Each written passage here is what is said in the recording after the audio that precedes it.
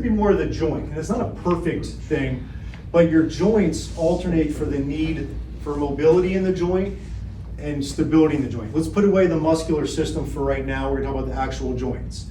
In the foot, we want stability in the foot, right? We don't want a very flat foot. That's an unstable platform. That's a problem. I think most people know that. We also don't want too much of something either. Like, so you get that really high arch rigid foot. Anybody have that? A very high arch rigid. That is not giving you enough motion. But let's say we're going to use the word, we want adequate stability in the foot. Okay? Then we move up and we want good mobility in the ankle.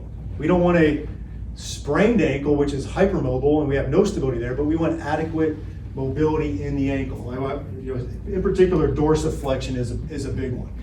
You'll see some runners where they're really on their tippy toes a lot, really calf dominant. They're not getting enough dorsiflexion in that. We obviously want knee stability. Tyrico does not have that right now, right?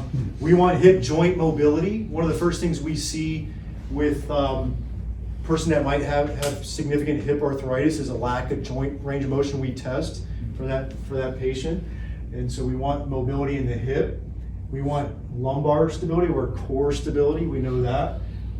Mid-back or thoracic mobility, and then it kind of works its way up. I'm not going to get to that too much, but I want you to understand, like, if I've got someone that's a runner and their left hip is not moving in the joint, they're going to get that motion from somewhere. They're probably going to get it from the low back and chew that up. So a lot of times they come into my office and it's a low back problem, but it's actually a hip issue, okay?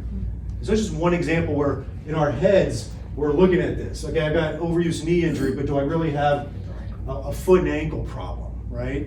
And so we need to be able to put that picture together. And I want you to put that picture together to understand, like, proactively, what can I do to make sure that I've got proper joint mobility and stability where I need it, or proper flexibility or stability in muscles where I need it. And if you start to get that picture, you can start to game plan it. And I always recommend getting an expert, on different facets of things to try to work on that. But this is important to understand. Okay?